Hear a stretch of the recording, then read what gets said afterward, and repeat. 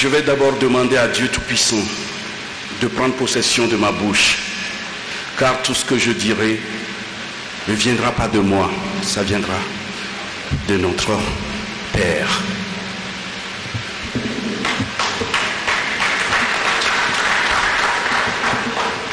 Avant l'usage, la salutation d'usage, Monsieur le Président, permettez-moi d'appeler la paix et la santé sur vous, Excellence, Monsieur le Président de la République, et sur l'ensemble de votre peuple, les filles et fils de la République démocratique du Congo.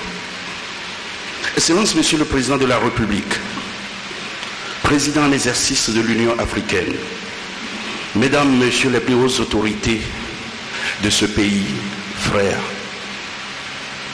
Mesdames, Messieurs, à vos rangs, grades respectifs et qualités, mes sœurs et frères de la diaspora africaine et afrodescendante ici en RDC, très chers passionnés de l'Afrique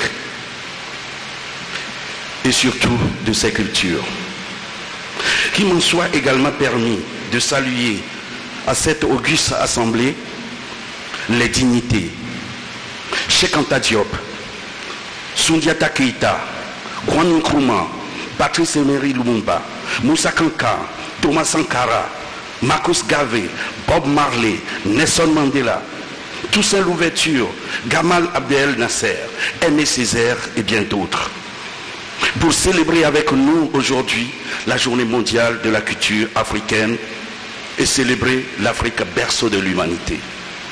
Excellence, Monsieur le Président de la République, Président en exercice de l'Union africaine, c'est avec une grande joie que je m'adresse à vous, en ma qualité du Président et fondateur de l'ONG RAPEC, Réseau africain des promoteurs et entrepreneurs culturels, et en ma qualité d'initiateur de la journée mondiale de la culture africaine et afrodescendante que nous célébrons aujourd'hui. C'est sur la demande de notre ONG RAPEC que la délégation permanente du Togo auprès de l'UNESCO a porté le projet de résolution vers le Conseil exécutif de l'UNESCO.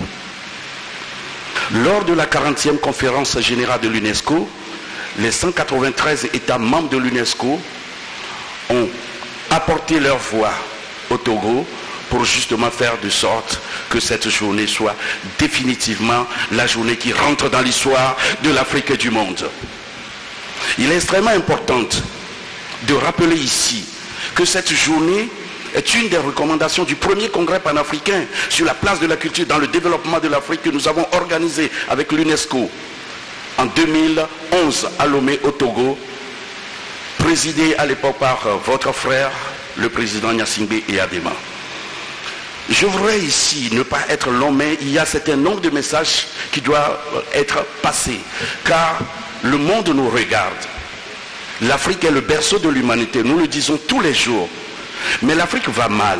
Si l'Afrique va mal, c'est tout simplement parce que nous, filles et fils de ce continent, nous ne considérons pas ce que nous représentons à l'humanité tout entière. Je voudrais ici, Monsieur le Président de la République, vous dire que si aujourd'hui les 193 États membres des Nations Unies ont accepté de voter à l'unanimité, comme s'il vient de dire professeur Ndewel, c'est que quelque part, le monde a de respect pour nous. L'Afrique va mal, le monde ira mal. Le jour où l'Afrique se portera bien, vous verrez que tout ira bien sur cette planète Terre. On ne peut pas piller sa mère. On ne peut pas marginaliser sa mère. L'Afrique est le berceau de l'humanité. On ne peut pas continuer. Donc nous avons le devoir et l'obligation de faire comprendre au reste du monde que le mal que vous faites à ce continent, c'est comme si vous faites du mal à votre propre mère.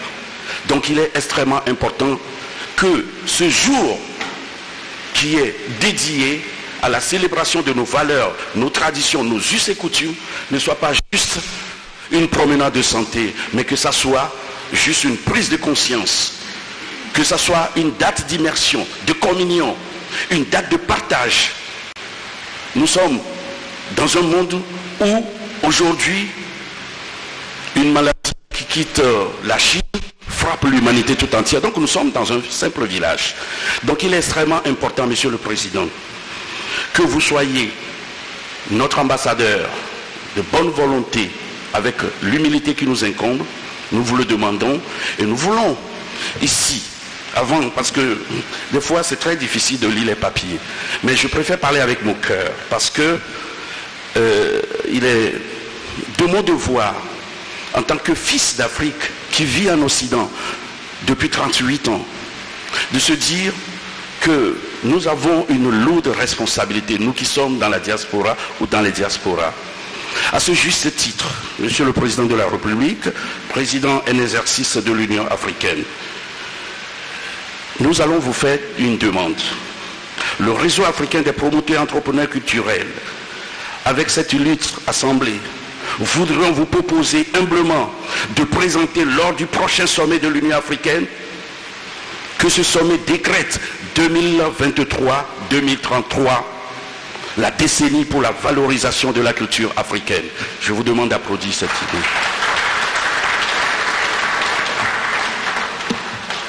Nos filles et fils d'Afrique, Monsieur le Président, nous serons honorés de vous voir à l'occasion du prochain sommet de l'Union africaine transmettre symboliquement à votre successeur le flambeau de la JMCA pour l'édition 2023. C'est extrêmement important que vous soyez le premier chef d'État qui passera le témoin. Ça rentrera dans l'annale de notre histoire. Pour continuer dans la même veine, nous proposons à la RDC d'accueillir le 2e congrès panafricain de notre ONG Réseau africain des promoteurs entrepreneurs culturels, qui sera une opportunité à la société civile, à l'agenda 2063 de l'Union africaine, à la mise en place officielle d'une langue continentale au service du développement de notre continent. On en parle, mais il est temps. Honorables invités, je ne peux pas terminer sans dire un grand merci au RAPEC JMCA au Ghana, ainsi qu'à toute l'équipe de l'UNESCO au Ghana, à sa tête M. Abderrahmane Diallo, qui célèbre en ce moment la JMCA officielle que notre ONG a choisie. Pour clôturer mes propos, je voudrais féliciter les deux Congos d'avoir placé la rumba dans le cœur du peuple mondial comme patrimoine immatériel de l'UNESCO.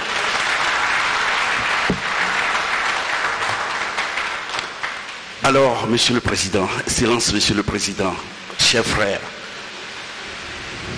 vous me permettez de remercier votre panel, les personnalités qualifiées et outillées que vous avez constituées pour vous accompagner tout au long de votre mandature à la tête de l'Union d'Afrique. Franchement, avec leur rigueur, leur professionnalisme et leur amour pour l'Afrique, est à saluer, Monsieur le Président. Applaudissez le panel, s'il vous plaît. Qu'il me soit permis de nommer l'un de ces serviteurs authentiques de la RDC et de l'Afrique, professeur Isidore Ndaiwel.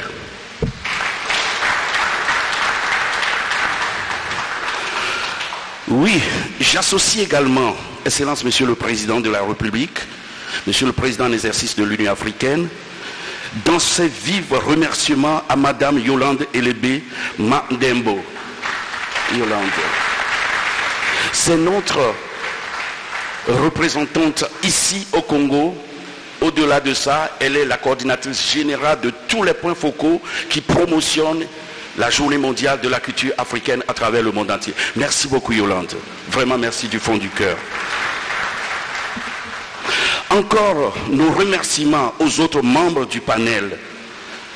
Nous avons échangé, j'ai échangé avec beaucoup d'entre eux. Ils se reconnaîtront.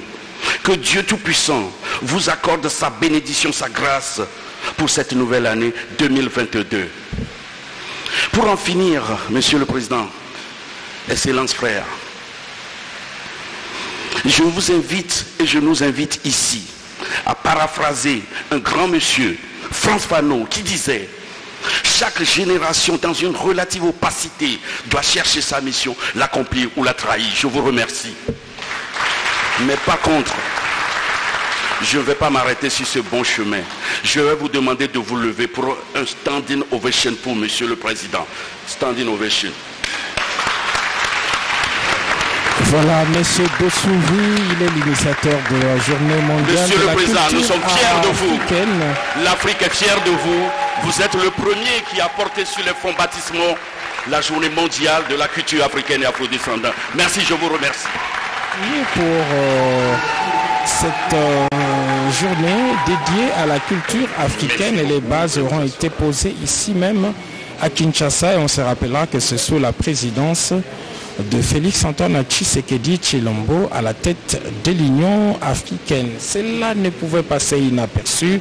Nous sommes bel et bien le lundi 24